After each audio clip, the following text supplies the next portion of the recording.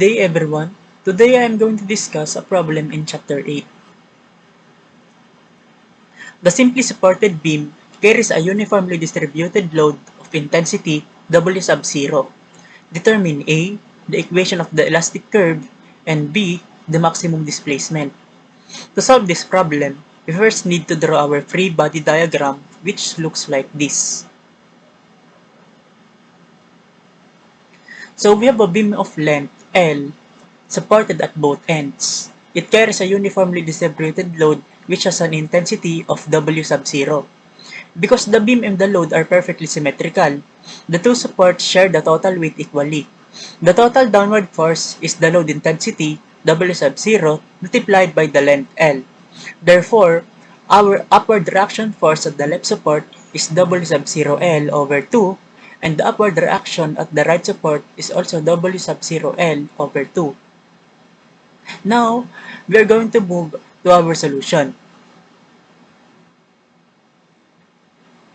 We need to find the internal bending moment equation, M. To do this, we take a theoretical cut at a distance x from the left support.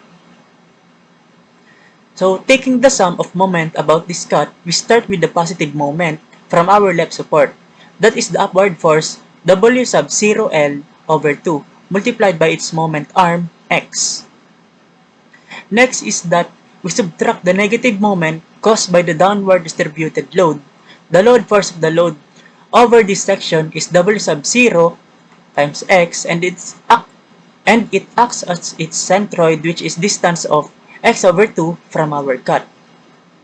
When we multiply W sub 0 x by x over 2 and factor out the common term of W sub 0 over 2, our simplified bending moment equation becomes M equals W sub 0 over 2, which is this, and then open and close parenthesis, Lx minus x squared.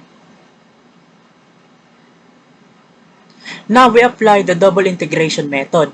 We multiply our terms by the flexural rigidity, EI. When we integrate our moment equation the first time with respect to x, we get the equation for the slope of the beam, which is V prime.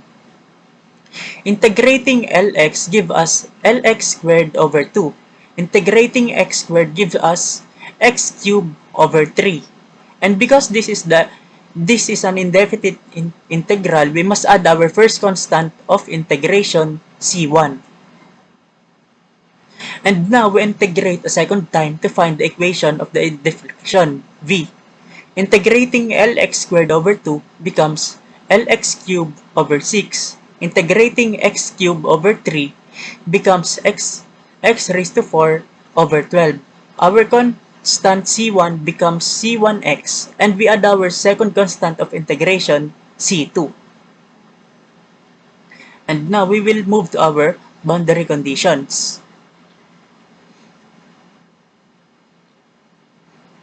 To solve for C1 and C2, we apply our boundary conditions based on the physical supports.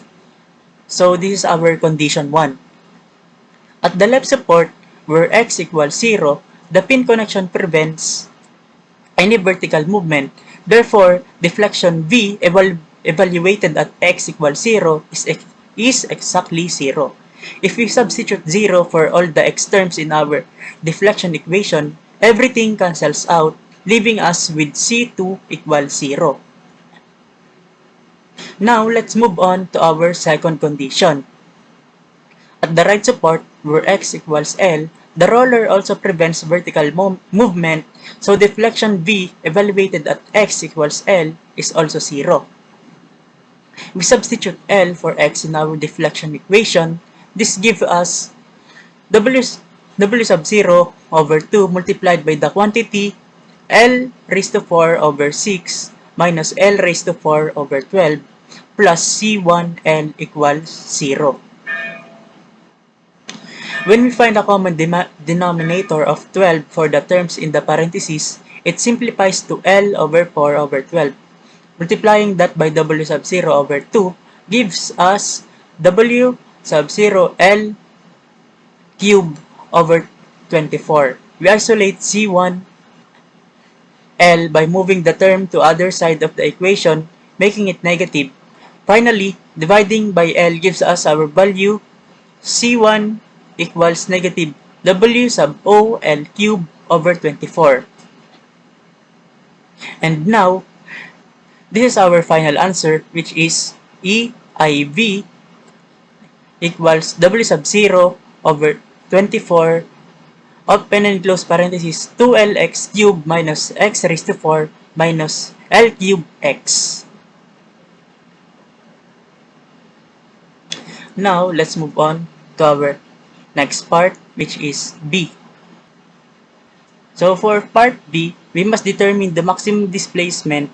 Because the loading and beam are perfectly symmetrical, the maximum deflection will occur precisely at the midspan where x equals L over 2. Displacement delta is a positive magnitude, so maximum displacement delta max is equal to the negative value of the deflection evaluated at x equals L over 2. So as we can see in our equation, we substitute L over 2 into the x variables of our elastic curve equation. Evaluating the exponents gives us L raised to 4 over 4 for the first term and L raised to 4 over 16 for the second term, and L raised to 4 over 2 for the third term. Finding a common denominator of 16 to combine these terms leaves us with negative 5L raised to 4 over 16 inside the brackets. So, multiplying negative 5L raised to 4 over 16 by the negative W sub 0 over 24 on the outside yield is a positive 5W sub 0 L raised to 4 over 384 EI, which is our final answer to get our delta max.